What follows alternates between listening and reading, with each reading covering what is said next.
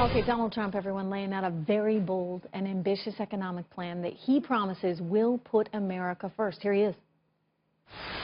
Over the next 10 years, our economic team estimates that under our plan, the economy will average 3.5% growth and create a total of 25 million new jobs.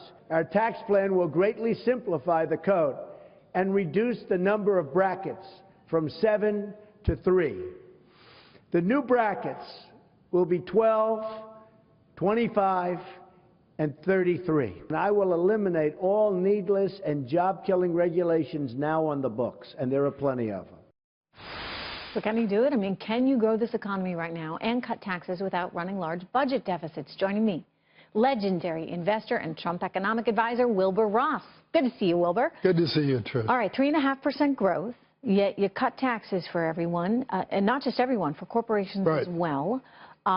So how do you get the growth out of that? Well, there are a couple of things. Trump has put forward not just a tax plan, but an integrated economic plan. You have to allow for the regulatory reform, the tariff reforms, the trade balance improvement, and the energy unlocking. Those are what help pay for it. And Governor Kasich had an unfortunate editorial today criticizing the trade part, and I'm afraid he's simply wrong. He's been very pro-free trade. Trump's also pro-free trade, but we don't really have free trade as far as you guys see. So am I, but free trade is a slogan. Free trade is not a reality. And just like all jobs are not created with equal pay, not all trade works equally well. What do you think the biggest problem with trade is right now for us? The deficit. Kasich says, look, trade growth builds the economy. That's only true to the degree that it doesn't incur a deficit. Economics 101. Right, in other words, if you're selling more than you're taking in, then that's a good thing. But if you're taking in more than you're selling, then you're in that deficit category. Economics 101 says that trade deficits are a direct subtraction from GDP, period. End of story. So the fiction that all trade is equal is simply wrong. So Hillary Clinton's campaigning on this idea of, you know, more freedom, more open borders, more free trade. Trump is being seen as the antithesis of that.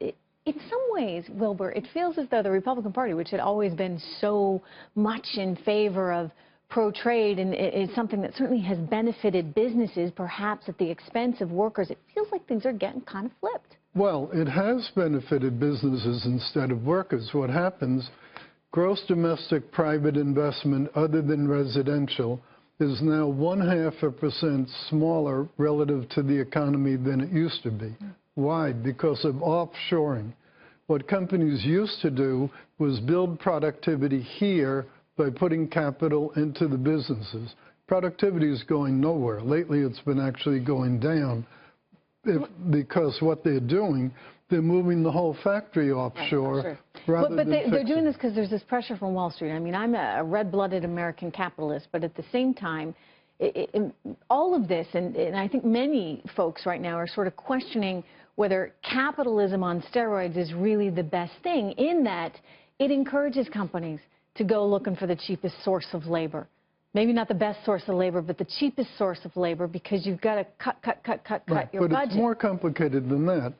Since our tax rates are the highest of any of the real serious industrial countries, cutting the taxes changes the incentive to go offshore. Under the Trump plan, only taxing at 15% versus 35%. You know what that means?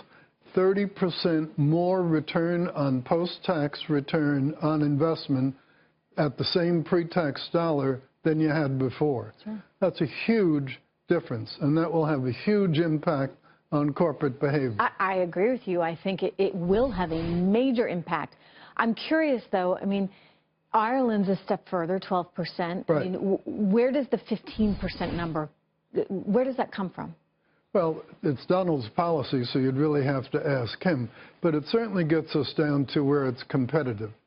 And I think a lot of companies would want to stay here. The only two countries that have a higher tax rate out of the whole 170-odd in the world, you know what the two countries are? Chad and the United Arab Republics, neither of which is any kind of an exporter other than oil. Do you think Hillary Clinton understands the economy? I don't think she has a clue. I really don't. If she did, she wouldn't be taking the positions that she has been taking. For example, on trade, she supported China's entry to the world trade. Terrible thing. She supported NAFTA. Terrible deal. She supported the South Korea bilateral. Terrible deal. She boasts that the one multinational agreement that came before her when she was in the Senate, she voted against. And that's true. And you know what that agreement was? The Central American Free Trade Agreement. That's the only one of those that we have a positive trade balance with. Great. So you're saying that the only deal that she didn't want to do was the one that was good was for the us. one that benefited the U.S. So how much understanding does that show? Wilbur, it's so good to see you, as always. Thank you. Appreciate Good to you see you, coming in. Trish. All right.